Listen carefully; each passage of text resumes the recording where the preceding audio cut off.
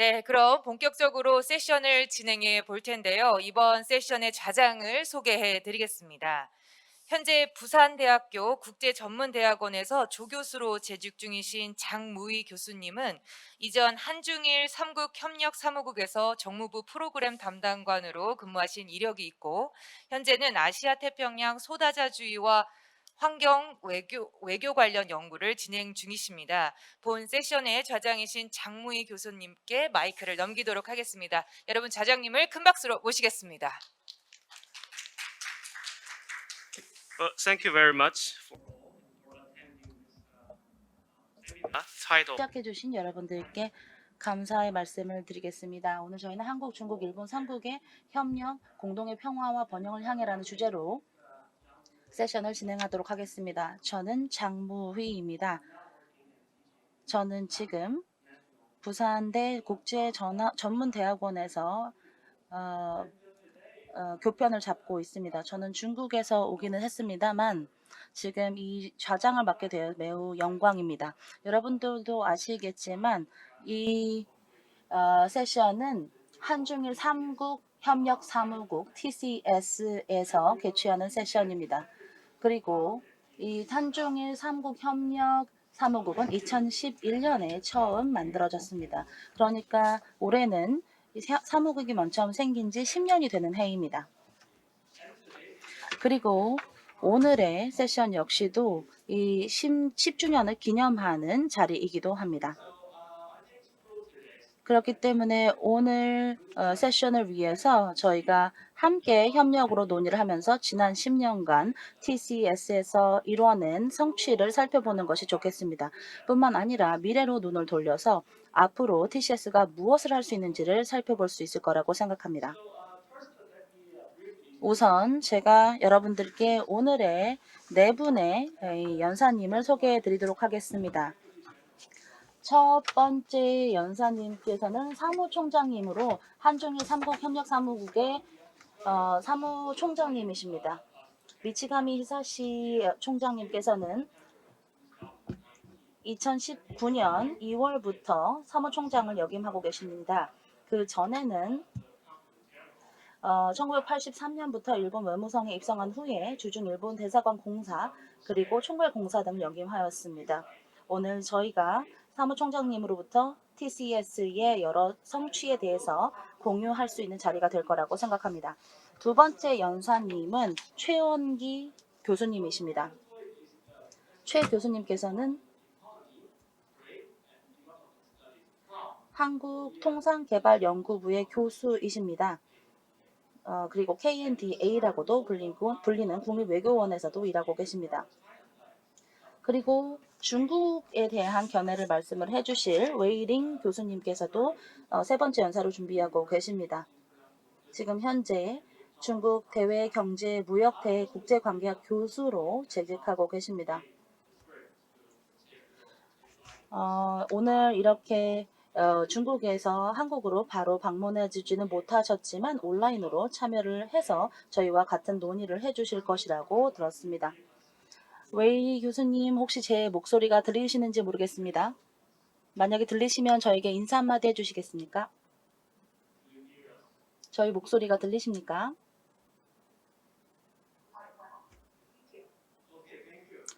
네, 들립니다. 감사합니다. 그리고 마지막 연사님은 사가구치 히로시코 기자님이십니다. 히로히코 지국장님께서는 마이니치 신문의 서울 지국장님이십니다. 오늘 이 한중일의 삼국 협력을 이 미디어와 그 기자의 관점에서 말씀을 해주시겠습니다. 이럼 이제 저희 연사님들을 소개해 드리도록 하겠습니다. 저희가 지금 제주 포럼의 시간이 한정적이기 때문에 시간을 잘 맞춰서 진행을 해야 합니다. 오늘 진행을 하는 데 있어서 먼저 미치가미 사무총장님께서 기조 연설을 진행을 해 주시게 될 겁니다. 그리고 나서 모든 발표자께서는 10분 정도 발표를 하실 시간을 가지실 수 있습니다. 이렇게 발표를 한 다음에는 저희가 토론을 같이 갖도록 하겠습니다. 우선 저는 첫 번째 기조 연설을 마치신 미치가미 히사시 사무총장님께 이 마이크를 넘기도록 하겠습니다. 감사합니다. 네, 소개 감사합니다. 네, 정무회의 교수님 감사합니다. 여러분 안녕하십니까? 아름다운 제주도에서 여러분과 함께 하게 되어 정말 기쁩니다. TCS라고 불리는 한중일 협력 사무국은 8년 연속 제주 포럼 세션 주간 기관 중의 하나로 참여하였습니다. 올해는 TCS 창립 10주년을 맞이하고 있는데요. 저희 사회자님께서 말씀을 하신 것처럼 그렇기 때문에 그 의미가 더욱 특별합니다. 그래서 우선 저희 TCS가 주관하는 세션에 온오프라인으로 참여해 주신 모든 연사와 또 청중을 환영하는 바입니다. 이 기회를 빌어서 한국, 중국, 일본의 공공 및 민간 부문 파트너들에게도 감사의 말씀을 전합니다. 특히 오늘 이렇게 내외 귀빈 분들 그리고 또 연사님, 장무위 저장님, 그리고 최영기 교수님, 웨이링 교수님, 사과구치 지국장님을 모시고 발언을 하게 되어서 영광으로 생각합니다.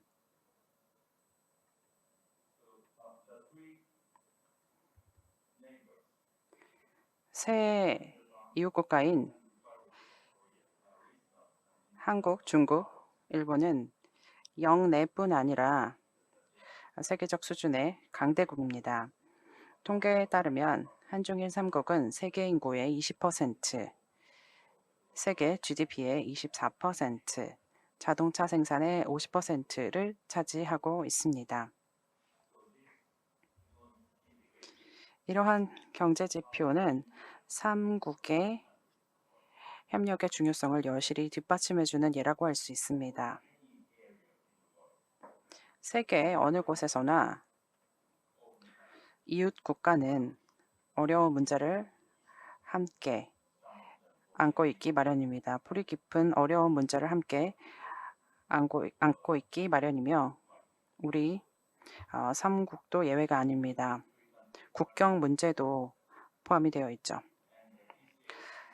TCS가 모든 문제를 해결할 수는 없으며 그렇기 때문에 양자 간 또는 이 3국 간의 민감한 문제 해결은 정부의 협상에 달려 있습니다. 오늘 저는 이 자리에서 양자 간 문제에 있어서 굴곡이 있기는 했지만 그리고 3국 간의 문제에 있어서 굴곡이 있긴 했지만 지난 20년간 3국의 협력은 특히 TCS가 설립된 이후 지난 10년 동안 매우 활발히 성공적으로 지속되고 있음을 말씀을 드리고 싶습니다. 물론 앞으로도 협력을 더욱더 해야 할 먼 길이 남아있죠. 다수의 3국 협력회의와 활동을 통한 3국 국민의 공통 요구를 충족시키기 위해 우리 TCS는 공헌을 해왔습니다. 특히 인류 공동의 안보 분야에 있어서 우리의 어떤 기여에 대해서 자랑스럽게 생각하는 바입니다. 이제 정부 및 비정부 차원에서 3국의 협력 진행 상황에 대해 간략히 설명을 드리도록 하겠습니다. 우선 첫 번째, 정부 차원에서 이미 고도로 제도화된 협력 플랫폼이 존재합니다. 현재까지 3개국 정상회담의 주도하에 21개의 3국 장관급 회의를 개최를 하고 있습니다. 21개의 3국급 장관급 회의라는 건 그 숫자가 굉장히 많지 않습니까? 우리가 거둔 아주 훌륭한 성취 중의 하나라고 할 수 있습니다. 뿐만 아니라 3자 간의 회의도 많이 개최를 하고 있죠. 그래서 최고위급에서 실무급에 이르기까지 다차원에서 70개 이상의 대화 메커니즘으로 지금 발전을 한 상황입니다. 그래서 지금 21개의 3개국 장관급 회의에 대해서 모두 다 설명을 드릴 시간이 없을 것 같습니다. 그래서 21개 중에 한 3개 정도의 회의를 집어서 제가 말씀을 드리도록 하겠습니다. 네, 첫 번째 회의는 보건부문입니다. 3자 보건장관 회의입니다.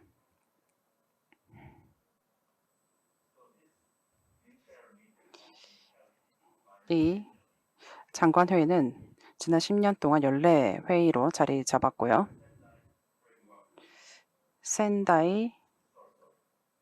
죄송합니다.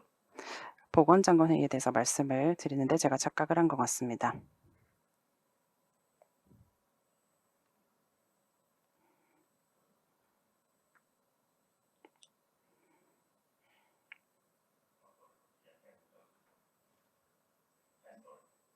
네, 죄송합니다.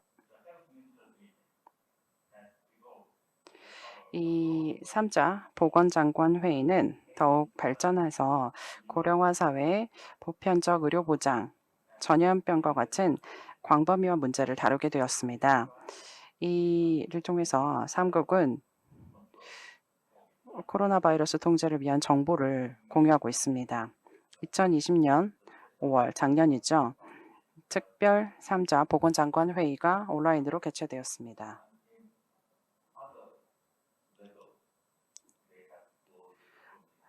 장관급뿐만 아니라 실무급에서도 다양한 차원에서 정보가 실무급 간의 공유가 이루어지고 있습니다. 네, 다음은 재난관리장관 회의에 대해서 말씀드리도록 하겠습니다. 역시 재난관리장관 회의도 10년 넘게 연례 개최되고 있습니다. 2015 2030 샌다이 재해 위험 경감 체계를 이행하기 위해서 정보와 지식을 공유하고 대중의 인식을 높이는 프로젝트를 수행합니다. 주요 이해 관계자, 지방자치단체, 3개국의 대학 및 NGO 및 국제기구가 참여하고 있습니다.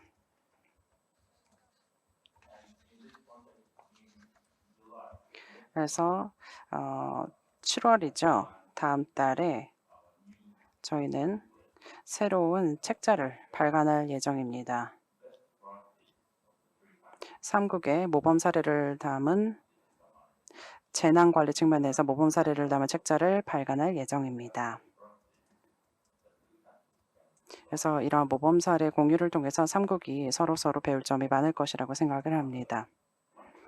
그리고 3국 간뿐만 아니라 다른 국가들에게도 또 교훈을 주고 그 다른 국가들이 3국으로부터 배울 수 있는 기회가 될 것입니다. 네, 다음은 환경 부문입니다. 3국의 환경장관 회의는 3국 장관급 회의 중에서 21년이라는 가장 긴 역사를 가지고 있습니다. TCS 역사보다 더 길죠. 어떻게 보면 가장 성공적이고 그리고 늘 가장 잘 개최가 되는 회의 중에 하나라고 할 수가 있습니다. 실행 계획도 굉장히 잘 수립이 되어 가고 있고요. 정부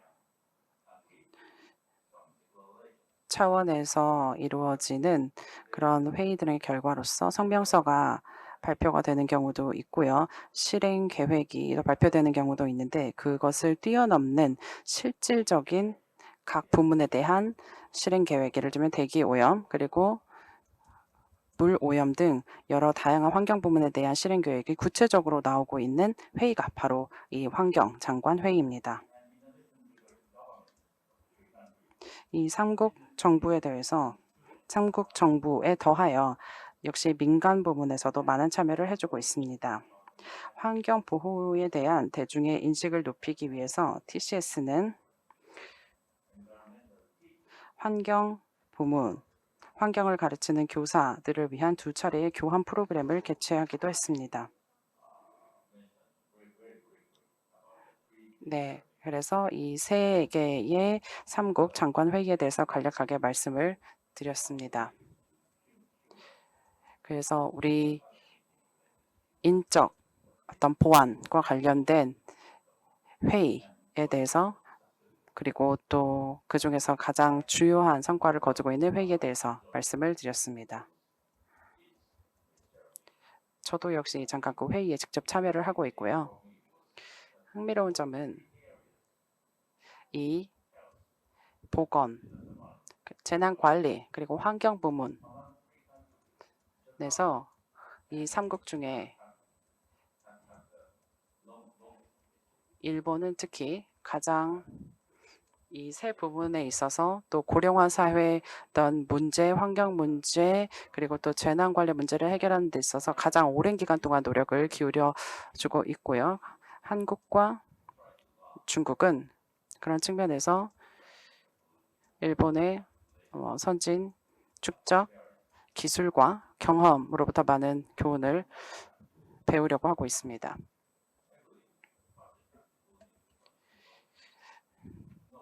중국 정부는 이 많은 부분에서 중국과 한국이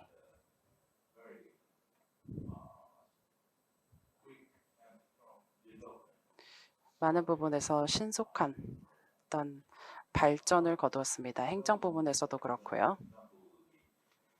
가장 대표적인 예는 한국의 특히 보건 의료 관련된 기술의 발전일 것입니다. 그리고 또 보험 체계도 상당한 발전을 거두었죠. 그래서 한국은 단일 보건 체계를 가지고 보편적인 의료 보장을 전 국민에게 제공하고 있습니다. 그래서 모든 이들의 의료 기록이 통합되어 관리되고 있지만 일본과 중국은 그렇지 못합니다. 한국이 유일하죠. 그런 측면에서 제가 말씀드리는 것이 이렇게 한중일이 서로 배울 점이 많다라고 말씀을 드릴 수가 있습니다. 제가 강조드리고 싶은 부분이었습니다. 네, 다음으로 넘어가겠습니다.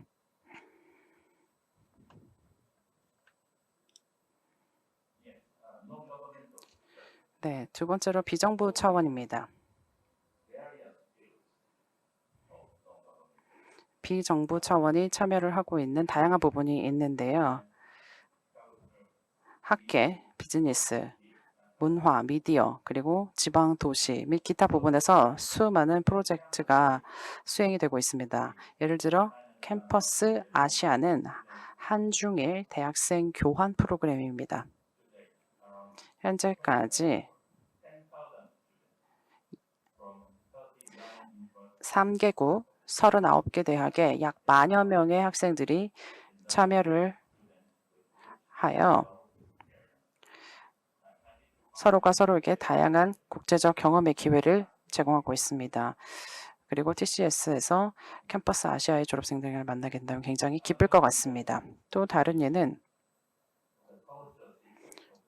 동아시아 문화 도시입니다. 매년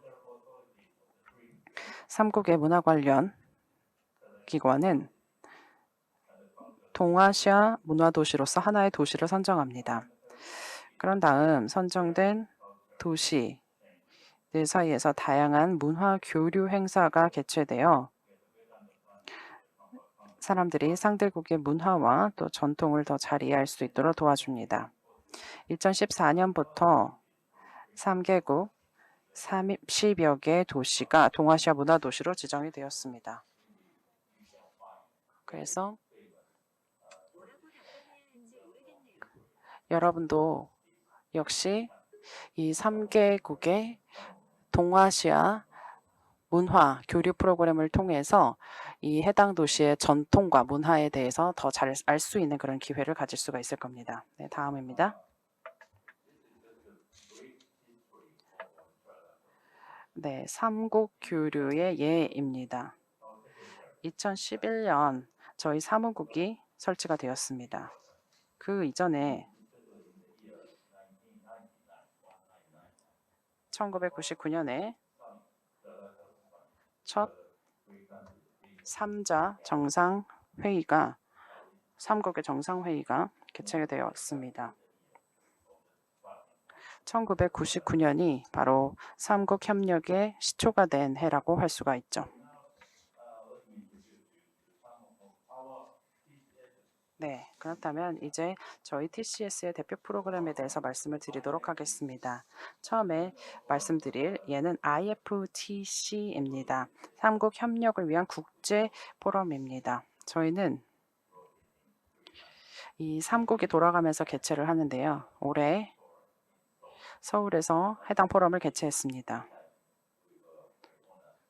보실 수 있는 것처럼 반기문 전 유엔 사무총장님이 오셔서 축사를 해주셨고요. 그 이외에 3개국의 최고위급 관료들 그리고 또 민간 부문의 리더들이 그리고 또 연구자들도 참석을 했습니다.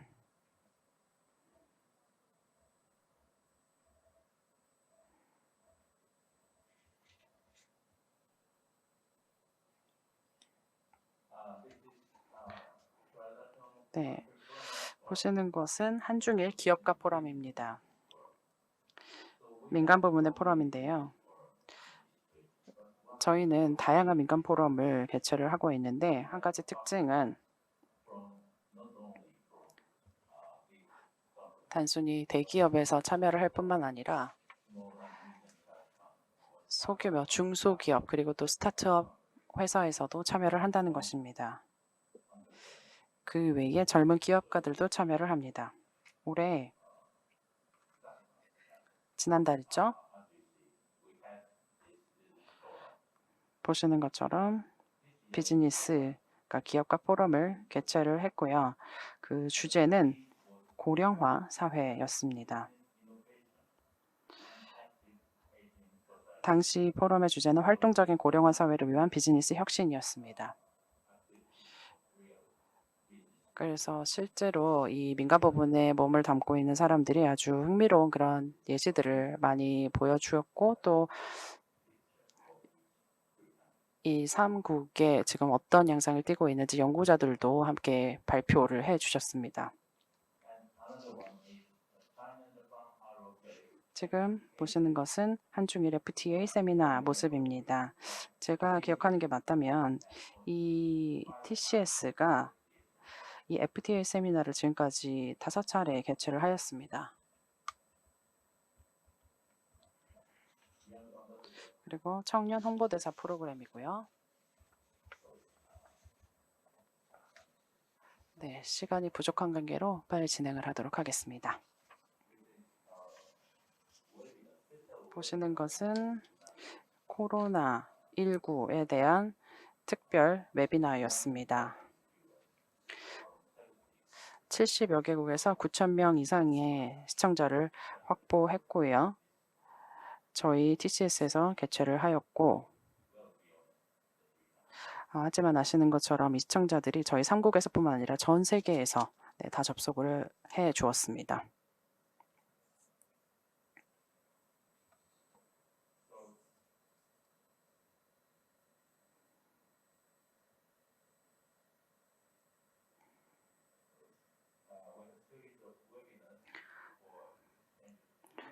교환 학생들을 위한 웨비나들 그리고 또 지역 활성화를 위한 웨비나들도 많이 개최를 하고 있고요.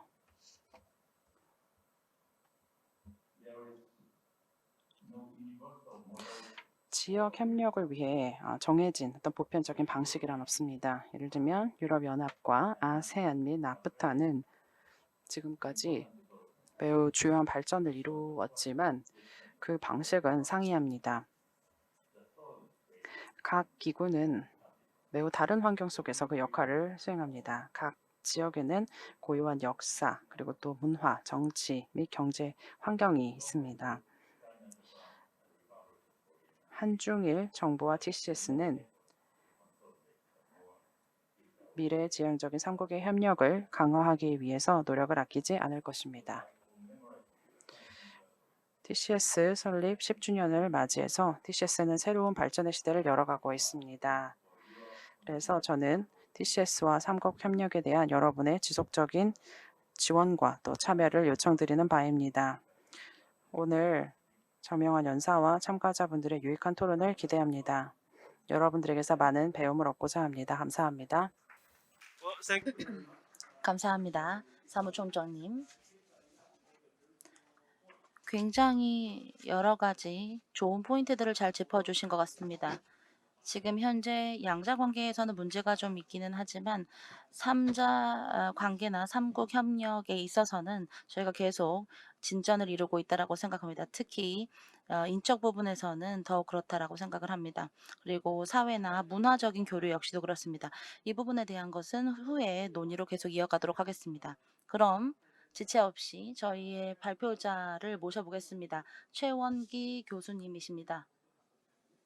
교수님께서도 10분 정도 발표 시간이 있기 때문에 발표 시간에 맞춰서 발표를 해주시면 감사하겠습니다. 감사합니다. 여기 이 자리에서 발표를 할 수 있게 되어 매우 영광입니다.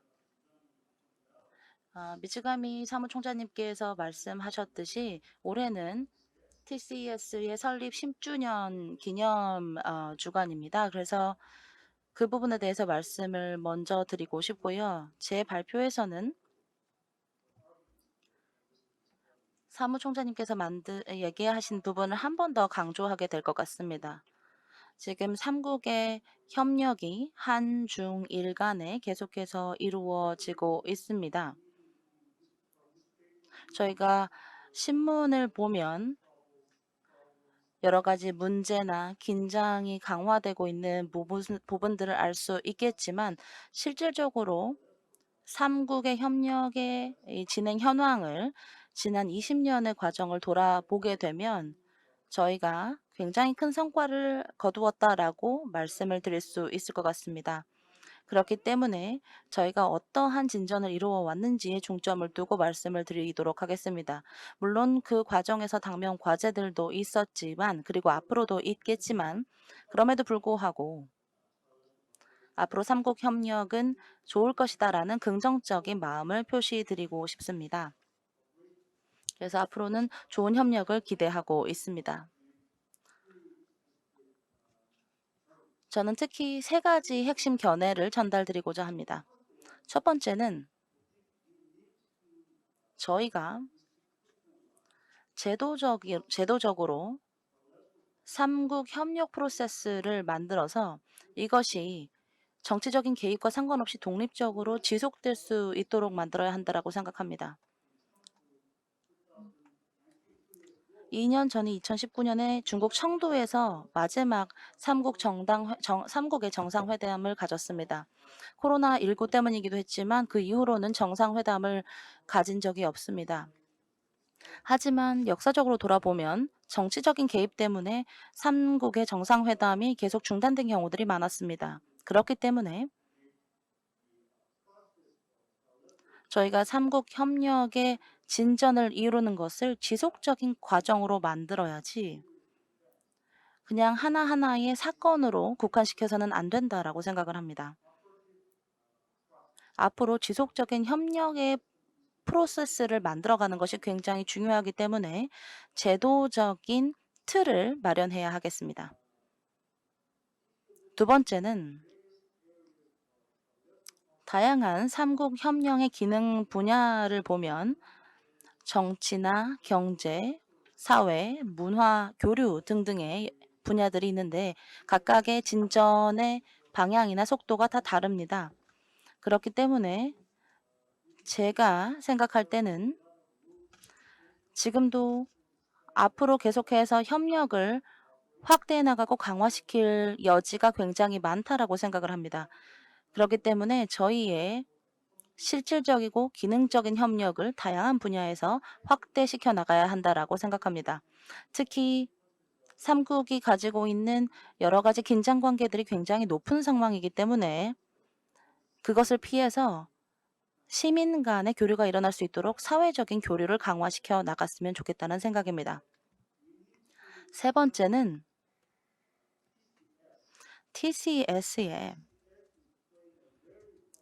역할을 강화해야 된다고 생각합니다. 굉장히 중요한 역할과 기능을 가지고 있는 다리 역할을 해주는 곳이 되어야 합니다. 또한 삼국 협력의 안전지대 역할을 해야 합니다. 정치적인 상황이 아무리 어렵다라고 하더라도 저희 삼국의 TCS에 기반한 협력은 지속되어야 합니다. 그렇기 때문에 굉장히 중요한 요소가 되는 것입니다. 물론 TCS 자체에서도 제도적인 제약이 굉장히 많기 때문에 TCS의 자율권과 역할과 권한을 좀 강화시켜줘야 한다라는 생각입니다. 이제까지의 삼국 협력의 역사를 돌아보면 처음 시작은 1999년이었습니다. 당시에 삼국의 지도자들 간의 정상회담을 위한 조찬 자리가 있었습니다. 조룽지 총리와 한국의 김대중 대통령 그리고 일본의 오부지 총리가 아세안 플러스 3 정상회담에 초대를 받았습니다. 그 당시가 1999년이었고 드리는 이야기에 따르면 당시 일본의 오부지 총리가 조찬을 함께 하자라는 제안을 했다라고 합니다. 그렇기 때문에 이것은 사전에 계획된 자리가 아니었다라는 걸 알 수 있습니다. 정치적인 지도자들이 그들의 의지와 그들의 약속을 통해서 만든 첫 자리였습니다. 그 후에 2008년에 처음으로 단독 삼국 회담이 개최되었습니다. 이 회담은 삼국 아세안 플러스 3 정상회담의 자리가 아닌 다른 자리 후쿠오카에서 만들어진 것이고 그리고 2011년에 TCS를 독립국제기구로 설치할 수 있었습니다. 그 강령은 삼국의 협력을 추진하는 것이었습니다. 그렇기 때문에 이것 자체만 보더라도 제도적으로 굉장히 큰 성장이 있었습니다. 1999년 말만 하더라도 저희는 이런 식의 사무국이 만들어질 거라는 상상조차 할 수 없었습니다. 그렇기 때문에 지금까지 굉장히 큰 성과나 진전을 이루은 것이다 라고 말씀드릴 수 있겠습니다. 현재까지 삼국 협력에 대한 동기와 진전은 모두 상부에서 하부로 내려오는 정치적인 의지에 따라서 이루어졌습니다. 이를 통해서 제도적인 장치가 마련이 된 것입니다. 뿐만 아니라 여러 가지 정치적인 문제 때문에 삼국 협력이 뒤로 밀리는 경우도 많았지만 그럼에도 불구하고 이러한 동기를 계속 유지를 해서 확대시켜 나가야 될 필요가 있습니다. 다음으로는 이 정부 간에 이루어지고 있는 메커니즘이 어떤지 말씀드리도록 하겠습니다. 지금 보시는 것은 삼국 협력의 현황을 보여주는 연간 보고서입니다. 한국의 외교부에서 발간을 하고 있습니다. 맨 아래쪽에 오른쪽을 보시면 지금까지 정부 간의 회의가 71회 개최되었습니다. 여기에는 장관급 회의부터 고위급 회담, 그리고 국장급 회담, 실무회담이 모두 포함되어 있습니다. 회의가 이루어진 영역들은 통상산업, 사회문화, 스포츠, 그리고 관광 등등 여러 가지 분야에서 많은 수의 회의가 개최됐다는 것을 볼 수 있습니다.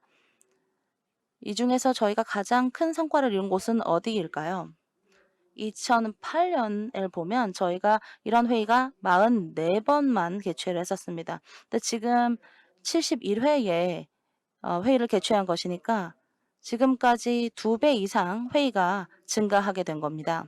그렇기 때문에 10년 만에 앞으로 10년이 지나면 또 동일하게 2배씩 증가한다고 하면 10년 후에는 140번의 회의가 개최될 거라고 생각합니다. 그렇기 때문에 이런 식의 지금까지의 성과가 이어진다면 정부 간의 삼국 간의 협력은 계속해서 증가하고 성장할 거라고 생각합니다. 그러니까 삼국 협력 측면에서는 굉장히 좋은 소식이라고 봅니다. 여러 가지 삼국 협력의 분야에 대해서는 좀 빨리 넘어가도록 하겠습니다. 제가 다시 한번 말씀을 드리고 싶은 것은 앞으로도 TCS의 역할과 자율성이 커져야 한다라는 것입니다. 저희가 이 협력 협의서를 가지고 있기 때문에 여러 가지 기능 분야에서 협력을 이루고 있지만 기본적인 수단에 지나지 않습니다. 지금 현재 TCS는 아세안의 여러 다른 사무국들이나 다른 곳들이 하는 것만큼 그만큼의 역량을 표현하지 못하고 있는 상황입니다. 그렇기 때문에 협력을 좀 더 강화하려면 할 수 있는가 없는가는 TCS가 얼마나 잠재력을 표현할 수 있는가에 따라 달려 있다라고 생각을 합니다. 그렇기 때문에 이를 위해서는 TCS가 가장 중요한 역할을 하고 삼국 협력의 안전지대 역할을 해 주어야 한다라고 생각합니다. 그리고 삼국의 TCS 설립을 위한 합의문을 보시면 그 합의문의 3조 2항에 보시면 이런 말이 있습니다. 사무국은 당사국의 감독하에 공식적으로 위임받은 강령 범위 하에서만 해당 기능 활동을 지속해야 한다라는 말입니다. 그렇기 때문에 이 말에 따르면 세국의 외교부 장관의 여러 가지 감독 하에서만 TCS의 활동이 이어진다라는 것입니다. 자율적으로 일을 할 수 있는 범위는 굉장히 한계가 있습니다. 그렇기 때문에 앞으로는 TCS의 자율성을 강화해 주어야 합니다. 그를 통해서 기능을 더 확대할 수 있도록 해줘야 합니다. 이를 위한 제도적인 변화가 필요하다라고 생각하고 있습니다. 감사합니다. 이것으로 발표를 마치겠습니다. 최 교수님 감사합니다. 굉장히 야심찬 비전을 제시해 주셨습니다. 특히 앞으로 합의문에 개정이 있어야 한다라는 주장을 해주신 부분에 대해서는 저희가 앞으로 장관급 회의를 할 때 이러한 부분이 어떻게 진행될지를 얘기해 보는 게 좋을 것 같습니다. 다음 발표자를 소개해 드리겠습니다. 웨이링 교수님이십니다. 중국 북경대외경제무역대학교의 교수님이십니다. TCS에 대한 그리고 삼국협력에 대한 말씀을 전해주시겠습니다. is yours. 네, 웨이링 교수님 시작해 주시면 됩니다. 네, 안녕하십니까 여러분. 오늘 이 TCS 세션에 참여하게 되어서 영광이고 기쁘게 생각을 합니다. TCS 설립 10주년을 맞이해서 이 행사에 참여하게 된 것을 기쁘게 생각을 합니다. 네, 저도 지금 이전에 교수님께서 말씀해 주신 바대로 인적 교류, 특히 이제 3자 교류 협력을 하는 데 있어서 사회적인 신뢰를 바탕으로 인적 교류가 이루어져야 한다는 데 삼국 협력에 초점이 맞추어져야 한다는 데에 동의합니다. 그래서 오늘 제 발표의 주제도 인적 교류입니다. 이 인적 교류야말로 이 TCS가 굉장히 중요한 역할을 지난 10년 동안에 해온 분야라고 생각을 합니다. 뿐만 아니라 이 삼국의 협력을 더욱더 강화하는 데 기본적인 부분이고 또 우리가 지금 목도하고 있는 기본적인 변화를 일궈야 하는 부분 중에 하나라고 생각을 합니다. 우선 말씀을 드리도록 하겠습니다. 이 어떤 국제적인 시스템 차원에서 굉장히 주요한 상황에 놓여 있다라고 생각을 합니다. 특히 각국 간의 국제 체제의 어떤 심오한 변화, 특히 이제 권력 분배라는 문제가 있는 것 같고요. 그리고 또 제도 개혁 문제가 있는 것 같고, 또 이 규칙 및 규범을 둘러싸고 경쟁이 펼쳐지고 있는 것 같습니다. 뿐만 아니라 어떤 지역적 차원의 문제도 있는 것 같습니다. 역사적인 문제, 영토 문제, 그리고 한반도의 어떤 대결과 비핵화 문제, 그리고 또 권력 경쟁, 그리고 어떤 전통적인 안보 위협, 그 외에 기후변화 문제도 있는 것 같습니다. 그럼에도 불구하고 우리 삼국의 중요성과 역할을 보도록 하겠습니다. 저희는 어떤 저희에게 주어진 이 삼국에게 주어진 역사적인 그런 어떤 역할을 잘 해왔다고 생각을 합니다. 이 아시아 지역 내에서 우리 삼국은 인구의 상당 부분을 차지를 하고 있습니다. 계속해서 협력을 함으로써 이 영내 지역의 안정과 번영에 힘써야 한다고 생각을 합니다. 지난 10년 동안 삼국의 협력은 크게 진보해 왔습니다. 앞선 두 연사님께서 말씀을 해주셨는데요. 특히 기능적인 협력 측면에서 그러했던 것 같고요. 이제 우리는 이제 20개 이상의 어떤 대화 채널을 30개 분야에서 가져가고 있습니다. 그 외에 70여 개의 정부 간 회의도 개최를 하고 있습니다. 그래서 기능적인 협력과 그리고 또 메커니즘 구축 측면에서 삼국은 상당한 진보를 거두었고요. 그리고 2019년에 8차 3자 회의가 있었고 당시 보고서가 발간이 되었는데 장기적인 전략적인 비전을 담은 보고서가 발간이 되었고 8개의 어떤 방향이 주어졌고 향후 10년 동안 삼국이 나아가야 할 8개의 방향을 제시한 그런 보고서가 발간이 되었습니다. 이러한 진보에도 불구하고 여전히 도전에 직면하고 있습니다. 특히 양자 문제가 있죠. 3자 어떤 회의 체제가 양자 문제로 인해서 결렬이 되고 있습니다. 그리고 또 이 한중일 FTA에 대한 인센티브와 정치적인 의지가 부족합니다. 많은 사람들이 우려하는 것은 이 한중일 FTA에 대한 미래가 어떻게 될 것인가, 잘 될까, 그리고 이 한중일 FTA가 정말 결실을 맺을 수 있을 것인가에 대해 우려를 하고 있습니다. 그리고 이 한반도의 완전한 비핵화와 또 항구적인 평화 구축을 위한 합의와 책임 문제도 있습니다. 이 평화 구축을 위한 과정에 우리 삼국이 모두 다 충실하게 임해야 할 필요가 있을 것입니다. 많은 이들이 규제에 기반한 질서를 구축을 해야 하고 또 제도화를 통한 3자 협력을 이루어야 한다라고 이야기를 하고 있습니다. 우선은 서로 간의 신뢰가 뿌리 깊게 자리 잡아야 할 것입니다. 그렇게 함으로써 삼국에 더욱더 많은 힘을 실어줄 것입니다. 결국에는 이 신뢰가 없으면 이러한 관계를 구축을 하기가 어려울 것입니다. 관계는 본질적으로 사회적이기 때문입니다. 그래서 저는 오늘 제가 개인적으로 참여하고 있는 이 교류에 대해서 말씀을 드리고 싶습니다. 전문가 네트워킹인데요. 지역 차원에서 3자 협력 연구 센터 프로젝트입니다. 이러한 네트워킹을 통해서 지식인과 전문가들이 서로 소통을 할 수 있고요. 또 한중일 청년 정상회의와 젊은 세대 간 동료의식을 북돋우기 위한 프로그램도 진행을 하고 있습니다.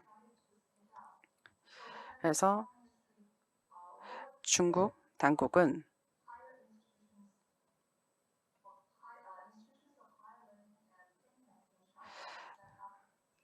이 싱크탱크 기관과 그리고 또 다른 교육기관과 함께 협력을 해서 한중일 협력을 위해서 노력을 하고 있는데요. 현재까지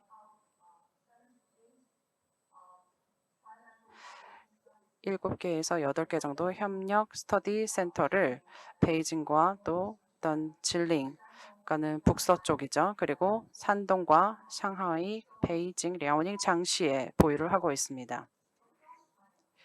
중국 전역에 이런 센터가 수립이 되어 있는 거죠. 우선 젊은 전문가들을 키우기 위해서 이런 센터가 수립되어 있습니다. 이를 통해서 더욱더 많은 청년들이 이 해당 지역에 대한 연구를 하기 위해서 참여를 하고 있고요. 이러한 청년들이 삼국 협력에 대해 전념을 하고 있고 이와 관련된 연구를 진행을 하고 있습니다. 또 다른 네트워킹 프로그램인데요. 2016년부터 시작된 삼국 협력 싱크탱크 네트워크입니다. 삼국의 외교부가 노력을 기울여서 NTCT라는 싱크탱크가 수립이 되었고 그리고 중국 내에서만 7개 지역에 이 센터가 수립되어 있습니다. 그리고 더 많은 이 싱크탱크 학자들이 이 어떤 전략적인 그리고 기능적인 문제를 연구하기 위해서 참여를 하고 있는 네트워킹 싱크탱크라고 할 수 있습니다. 그래서 이 지금 여러 가지 과정이 굉장히 역동적으로 펼쳐지고 있습니다. 중국 그리고 그 외에 다른 국가에서도 이루어지고 있죠. 그래서 이 어떤 지역적 차원에서의 협력 프로세스에 많은 젊은 학자들이 참여를 하고 있습니다. 그래서 세 가지 사안에 대해서 말씀을 드리면 우리는 더욱더 이 삼국 협력을 위해서 많은 어떤 인적 자원을 투입을 해야 한다고 생각을 합니다. 두 번째로는 이 첫 번째 트랙, 두 번째 트랙, 그러니까 네트워킹 두 프로그램 사이에 더 많은 교류가 일어나고 있다는 것입니다. 그리고 관련자, 그리고 또 비관련자, 중국 및 그 외의 다른 국가의 관련자들 사이에서도 네트워킹이 이루어지고 있고요. 그리고 어떤 협력적인 대화를 할 수 있는 그런 문화를 함양해야 한다라고 생각을 합니다. 삼국뿐만 아니라 지역적 차원에서도 말이죠. 이런 어떤 학계를 이루는 사람들이 지역 그리고 국제적인 어떤 협력을 도모하는 데 굉장히 중요하다는 것을 역사를 통해서도 알 수가 있습니다. 이전에 앵글로색슨 관련된 학자들도 역시 그 부분에서 많은 전문가들과 협력을 했기 때문에 그 부분에서 상당히 많은 어떤 협력적 진전이 있었다는 것을 알 수가 있습니다. 그래서 이런 부분에서 TCS와 그리고 삼국의 외교부가 2014년부터 연구를 진행을 했고요. 지금 보시는 것처럼 이와 같은 한중일 청소년 정상 회담이 이루어지고 있습니다. 각국의 10명의 젊은이들이 참여를 하고 있고요. 그리고 몇 년 전만 해도 수백여 명의 젊은가들, 예를 들면 작년에는 400여 명의 청년들이 모두 전역에서 모여서 정상회담을 개최한 바 있습니다. 그래서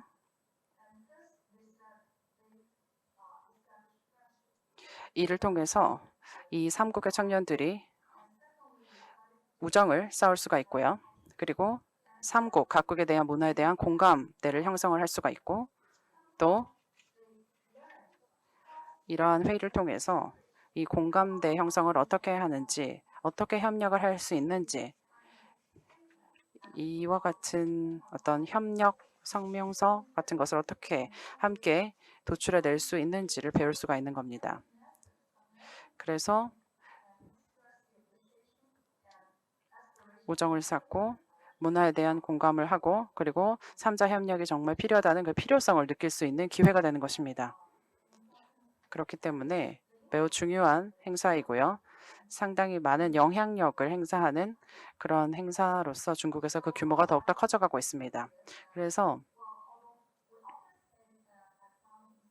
우리는 무역 그리고 또 학계 이런 부분에서도 많은 노력이 기울여져야 된다라고 이야기를 하고 있지만 특히 제가 더 강조해서 말씀을 드리고 싶은 것은 신뢰가 중요하다는 것입니다. 신뢰가 부족한 경우 어떤 시스템적인 측면에서의 어떤 변화를 이루기가 어려울 것입니다. 우리는 굉장히 중요한 상황에 놓여 있습니다. 결국은 사람이 중심의 인적 교류가 중심이 되어서 국가 대 국가 간의 관계를 건설적으로 구축해 나아갈 수 있을 것입니다. 그래서 한중일 협력 사무관의 어떤 기관 및 역량을 더욱더 구축하는 것이 중요할 겁니다. 그래서 어떤 한중일 협력 사무관의 역량을 구축하는 것이 가시적인 어떤 협력의 성과를 거두는 데 중요할 것입니다. 뿐만 아니라 전문가와 지식인의 어떤 네트워킹 및 또 실천 가능한 커뮤니티가 중요할 것입니다. 그래서 향후 미래에 TCS는 어떤 구심점으로서 다양한 분야의 에서 일단 삼국의 다양한 분야에서 오는 전문가들이 모두 다 한데 모일 수 있는 그런 거점이 되어야 할 것입니다. 그리고 삼국의 협력을 제도화하는 데 있어서 TCS가 충분한 역량을 가지고 어떤 기반으로서 어떤 전략적인 대화와 협력의 토대가 될 것이라고 생각을 합니다. 네, 여기서 제 발표 마치도록 하겠습니다. 감사합니다. 네, 웨이 교수님 감사합니다. 네, 특히 새로운 돌파구가 필요하다. 삼국 협력에 있어서의 돌파구라고 하셨는데요. 비정치적인 부분 그리고 사회 문화적인 측면에서 인적 교류가 중요하다는 점에 대해서 말씀을 해주셨습니다. 특히 어떤 삼국의 인적 교류와 관련해서 마지막 사과꽃이 히로이코 지국장님께서 하실 말씀이 많은 것 같습니다. 왜냐하면 언론에서 오신 분이잖아요. I'm looking 네, 지금 기자분이시고 미디어에서는 이 부분을 어떻게 생각하는지를 들어볼 수 있는 기회가 되길 기대하겠습니다. 그렇지만 시간은 꼭 지켜주시기 바랍니다. 감사합니다. 오늘 저는 일본어로 발표를 하도록 하겠습니다. 감사합니다. 여러분 안녕하십니까? 저는 일본 마이니치 신문사에서 올해 4월부터 서울 지구장을 맡고 있는 사카구치 히로이코라고 합니다.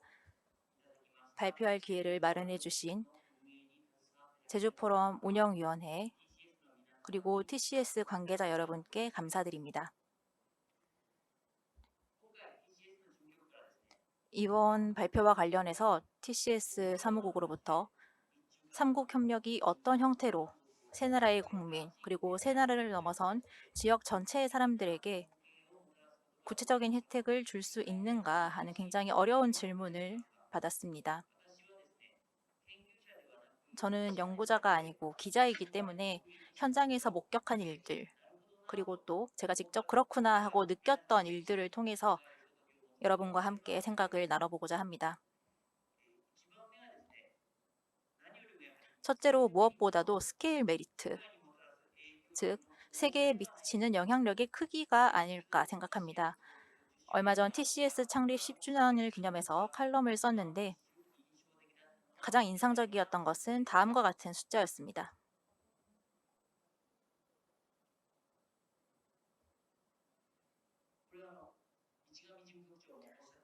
사무총장님께서도 말씀하셨는데요. 인구를 보면 20.5%, 국내 총생산 GDP라면 24.1%, 승용차 생산 대수는 49.6% 이렇다고 합니다. 이 내용은 TCS가 발간하는 2019 한중일 삼국 통계집에 실려 있는 데이터입니다. 이러한 숫자는 한중일 세 나라를 하나로 묶어서 생각을 했을 때 세계에서 차지하는 비중이 어느 정도인지를 산출하는 것입니다. 숫자는 곧 힘입니다. 그렇기 때문에 세 나라가 함께 형성한 교훈을 널리 알려나갈 수 있다면 틀림없이 세계에도 도움이 될 것입니다. 두 번째로 말씀드리고 싶은 점은 한중일 삼국이 닮은 점도 있는 이웃사촌이라는 점입니다. 5월 말에 한국 동남쪽에 있는 경상북도를 1박 2일 일정으로 취재할 기회가 있었습니다. 그때 촬영했던 사진을 몇 장 보여드리겠습니다. 여러분의 출신국가 그리고 고향의 풍경과 함께 비교해 보시면 좋으실 것 같습니다.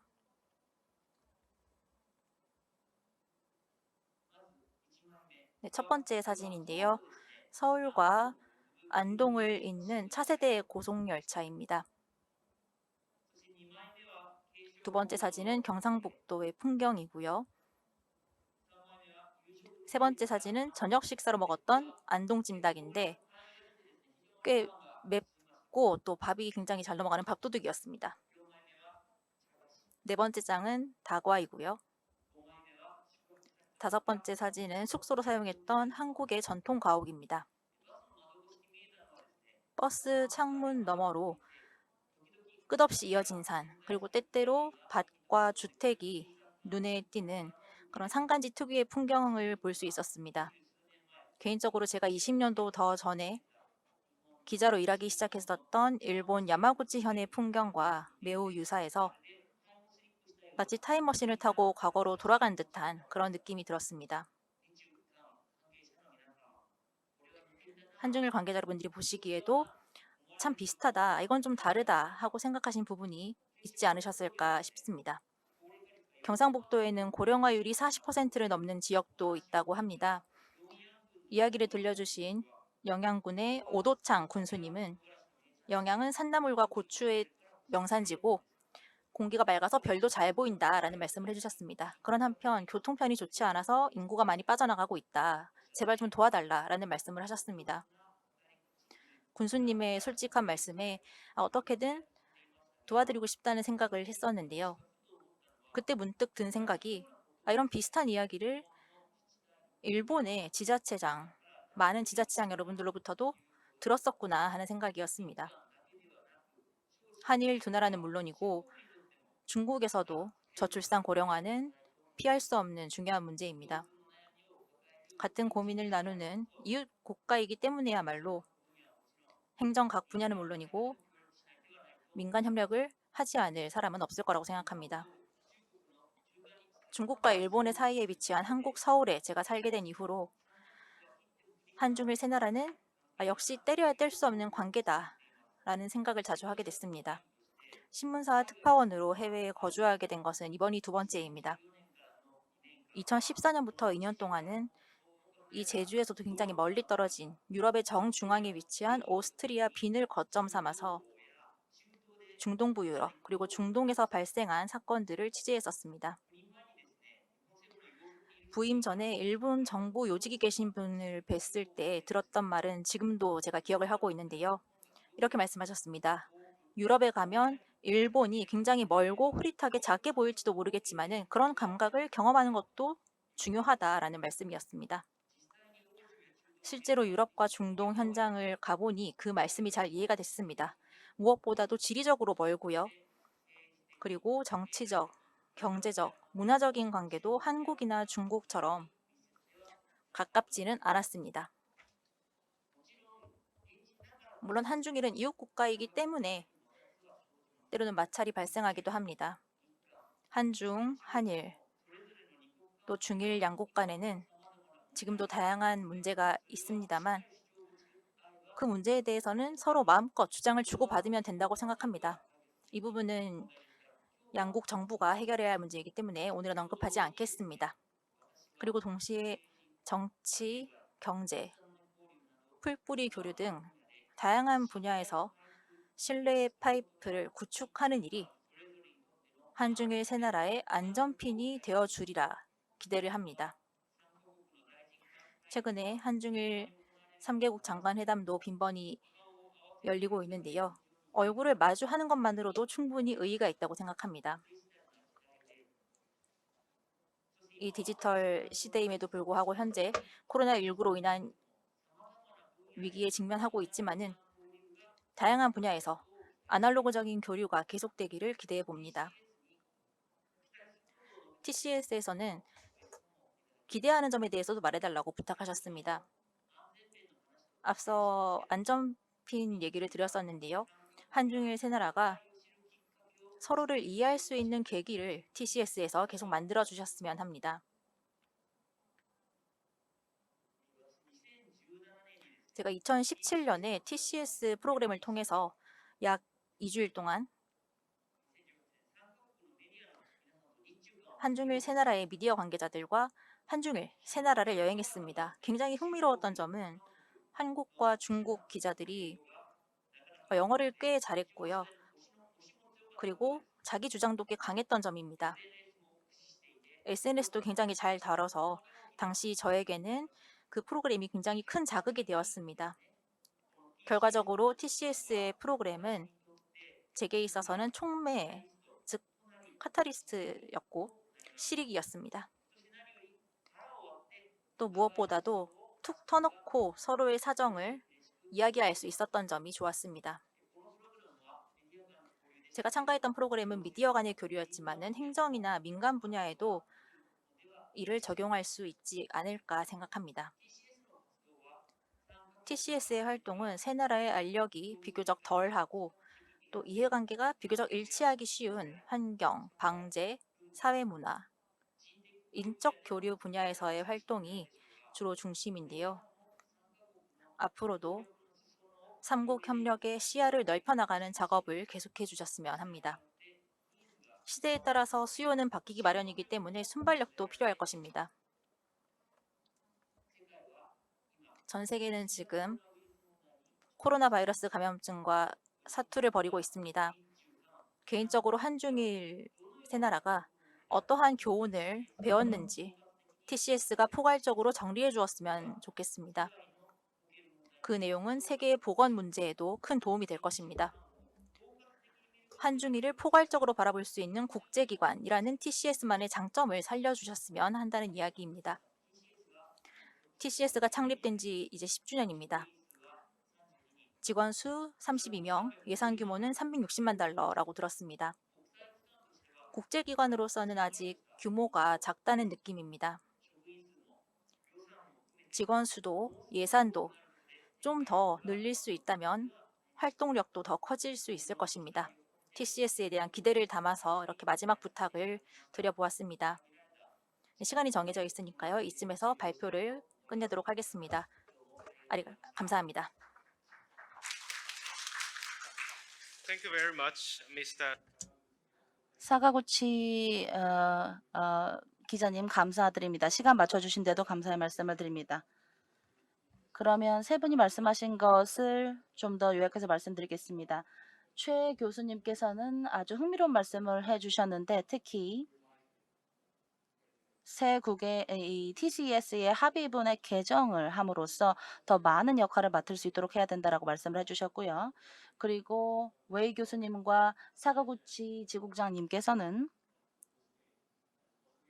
앞으로도 인적 교류를 강화할 필요가 있다라고 말씀을 하셨습니다. 통해서 이에 대한 예시로 미디어 교류 프로그램을 말씀하셨는데 굉장히 좋은 사례였다고 생각합니다. 저는 먼저 미치가미 사무총장님께 지금 세 분의 발표자가 말씀하신 기대사항에 대해서 요약해서 좀 말씀해 주셨으면 좋겠습니다. 네, 감사합니다. 사회자님. 그리고 세 분의 교수님, 그리고 또 지국장님 발표 감사합니다.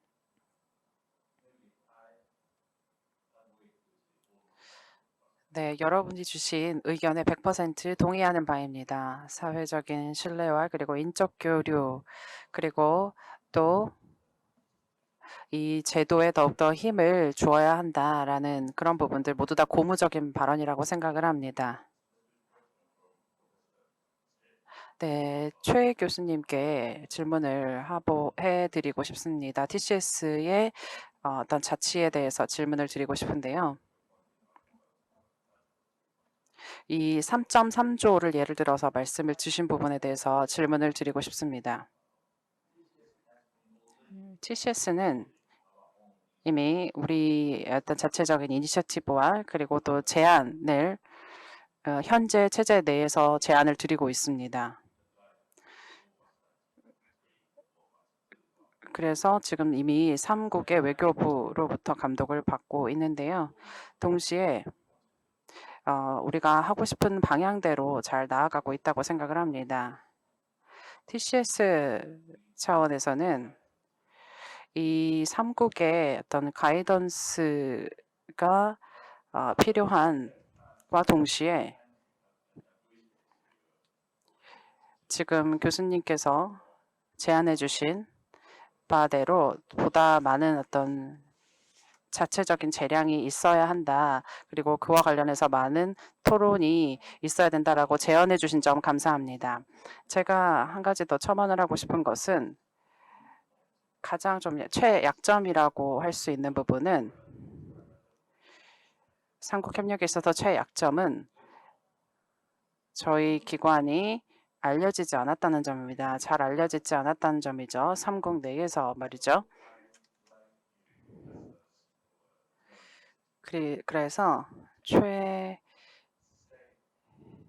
교수님 그리고 또 어떤 지국장님께서 저희에게 어떻게 하면 좀 더 홍보를 하면 좋을지와 관련된, 그리고 어떤 부분이 개선되면 좋을지에 대해서 말씀을 해주셔도 좋을 것 같습니다.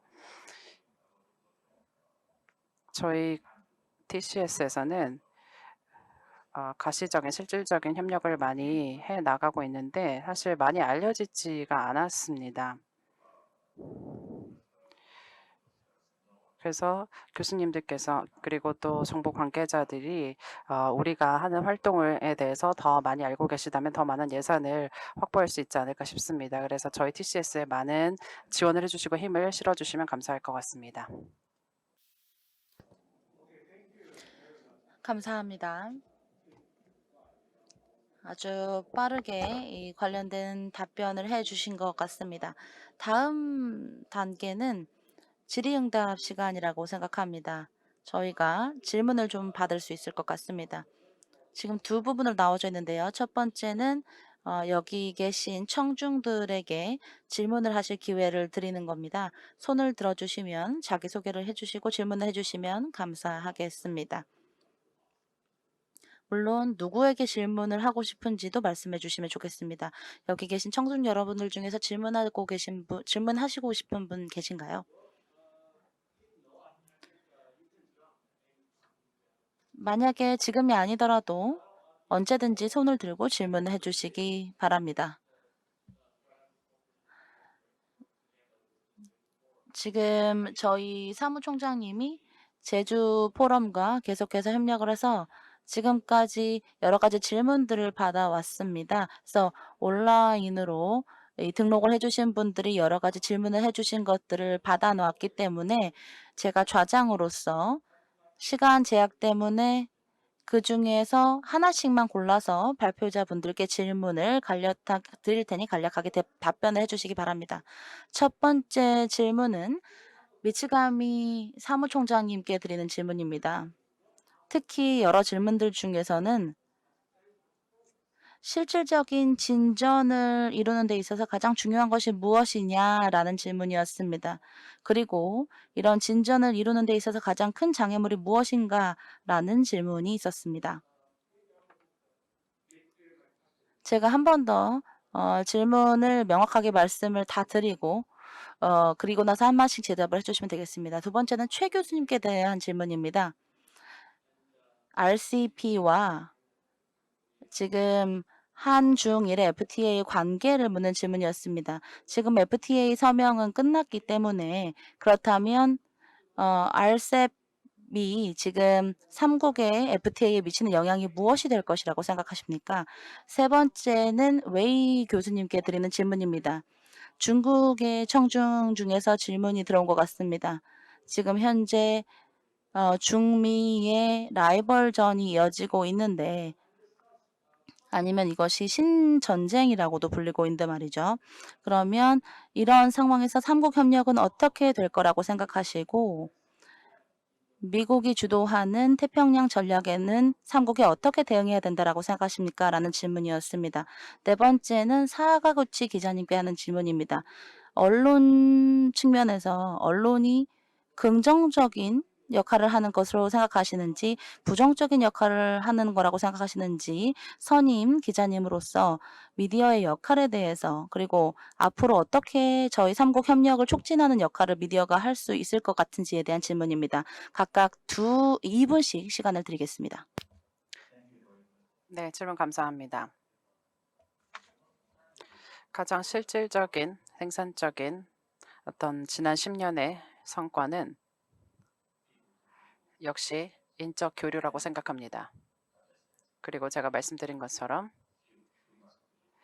인적 안보와 관련된 문제와 관련된 회의가 많이 개최되었다는 것입니다. 그 외에 주요한 회의들이 굉장히 많지만 이 두 가지 인적 교류와 그리고 또 인적 안보에 대한 회의가 가장 두 가지의 어떤 실질적인 성과라고 생각을 합니다. 기능적인 어떤 측면에서 말이죠. 그리고 우리 삼국 협력의 장애물이라고 할 수 있는 것 그리고 해결해야 할 문제라고 할 수 있는 것은 다른 지역과 한중일과의 소통에 있다고 생각을 합니다. 연례적으로 아세안 영내 국가들과 소통을 하고 있습니다. 연구자 교환 프로그램을 통해서 말이죠. 그래서 한중일과 아세안 지역 내에 교환 프로그램이 있지만 이 코로나19 사태가 좀 진정이 되고 나면 보다 더 광범위한 어떤 지역 차원의 이 한중일을 넘어서는 협력을 하고 싶습니다. 감사합니다.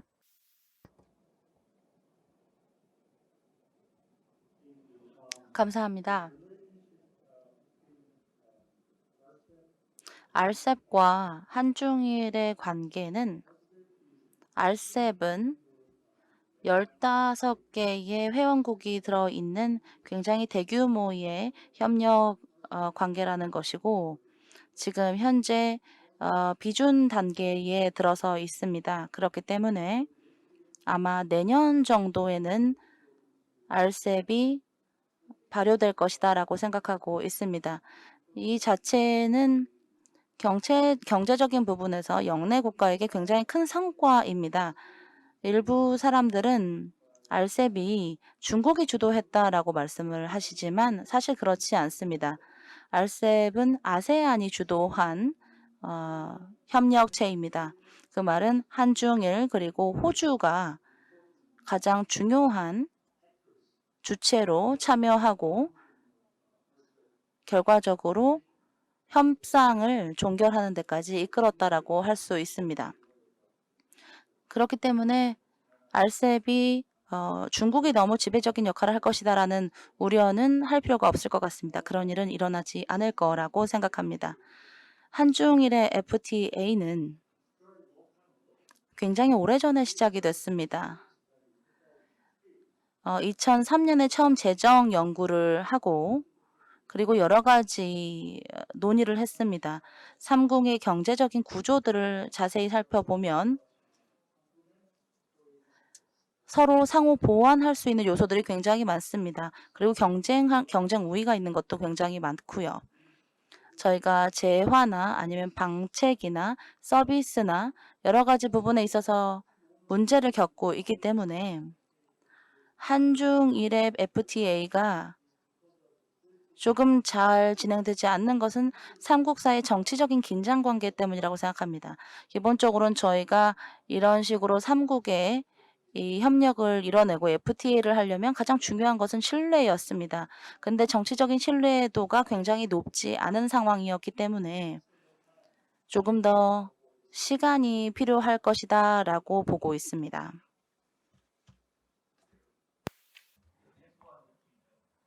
네, 다음 웨이링 교수님께서 미중 관계와 그리고 그 사이에 어떤 국제적인 경쟁 관계 그리고 이 아태 지역 내에서의 전략 문제에 대해서 말씀을 부탁드립니다. 네, 감사합니다.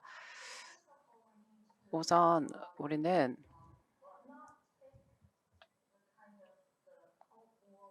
냉전 시대에 임하는 것과 같은 자세를 취해서는 안 된다고 생각을 합니다.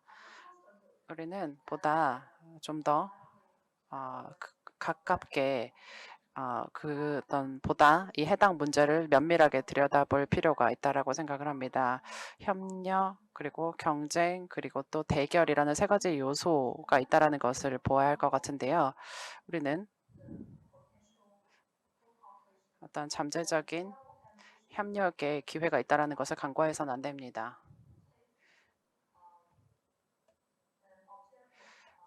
객관적인 시각을 통해서 어떤 경쟁이라는 것을 보고 또 대결을 피할 수 있도록 해야 한다고 생각을 합니다. 미중 관계를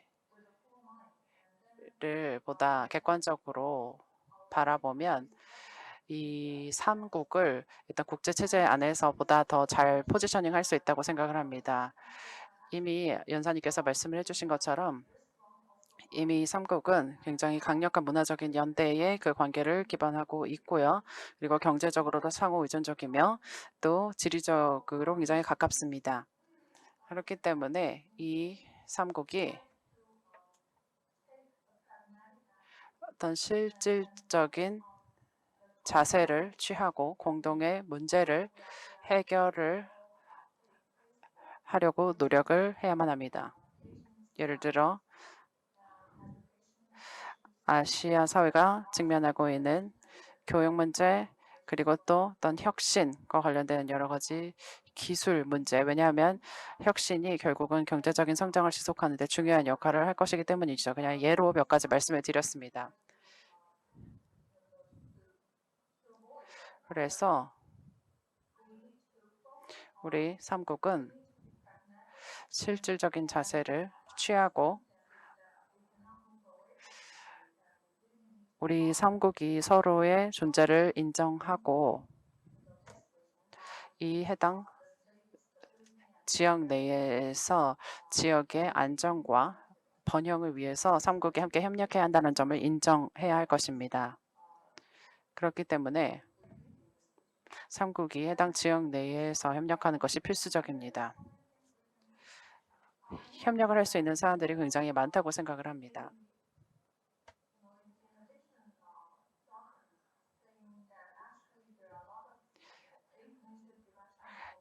제가 말씀드린 그 보고서에 앞으로 삼국의 어떤 미래 협력 방안에 대한 8가지 길이 있다라고 말씀을 드렸는데 굉장히 실질적인 방안이라고 생각을 합니다.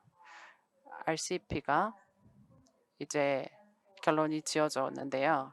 그리고 한중일 FTA의 잠재력도 있다고 생각을 합니다. 그렇게 되면 중국이 어떤 금융 부문에 개방을 하는 등 더 어떤 경제적인 문을 개방을 할 수 있을 것이라고 생각을 합니다. 그리고 어떤 서비스 부문에서의 또 협력 기회도 있고요. 금융 부분에서의 협력 기회도 있다고 생각을 합니다. 그래서 다시 한번 말씀드리지만 실질적인 실용적인 자세를 취하면서 우리가 당면하고 있는 안보 문제라든지 공동의 문제, 그리고 사회가 직면하고 있는 공동의 문제를 해결하기 위해서 어떤 우리의 공동의 미래를 위해서 협력을 해야 한다고 생각을 합니다. 그리고 인도태평양 전략과 관련해서는 어떻게 보면 3자가 아닌 어떤 4자 간의 협력이 필요할 것입니다. 물론 이 4자 협력 관련해서는 그 어떤 중점을 두는 사안이 다를 텐데요. 우선은 인프라를 구축할 필요가 있다고 생각을 합니다. 그 앞서 말씀드린 그 보고서에는 3자 협력 플러스라는 체제를 수립을 해서 해당 지역 내에서 인프라를 구축을 해서 지속적인 발전을 구가해야 한다라고 쓰여져 있습니다. 그래서 상당히 그 어떤 전략 내에 많은 부분들이 협력의 어떤 사안으로 남아 있다고 생각을 합니다. 그래서 여전히 어떤 이 3자 협력의 가능성이 많이 남아 있다고 생각을 합니다.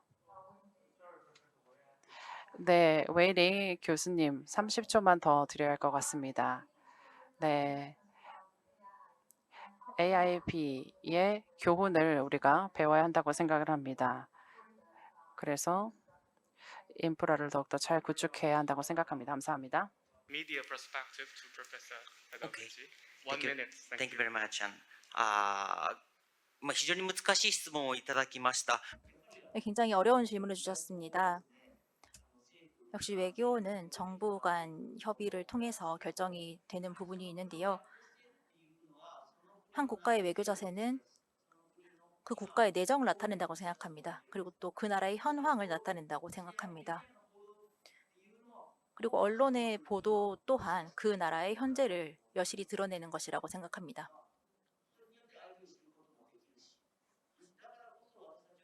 그렇기 때문에 우리는 팩트를 추구하고 면밀히 그런 내용을 분석해야 하고 그런 과정이 더 좋은 삼국 협력으로 이어지지 않을까 하는 생각입니다. Mr. Sagaguchi. 네, 아주 신속하고 좋은 말씀 감사드립니다. 1분 정도 시간이 남았습니다. 좌장으로서 짧게 오늘의 논의를 요약해 보도록 하겠습니다. 저도 TCS에서 3년 정도 근무를 했었습니다. 그리고 오늘 사무총장님께서 말씀을 하셨던 것처럼 저희가 지금 올해 엄청나게 많은 회의가 열리고 있을 거라고 생각을 하고 웨이 교수님이 말씀하시는 것처럼 젊은 연구자들이 굉장히 많이 중국에서 활동을 하고 있으며 지금 사카구치 기자님이 말씀하신 것처럼 기자들의 이 여러 가지 교류도 이루어지고 있습니다. 그렇기 때문에 이런 것들을 여러분들과 논의할 수 있는 자리가 됐다라는 것에 대해서 굉장히 기쁘게 생각합니다.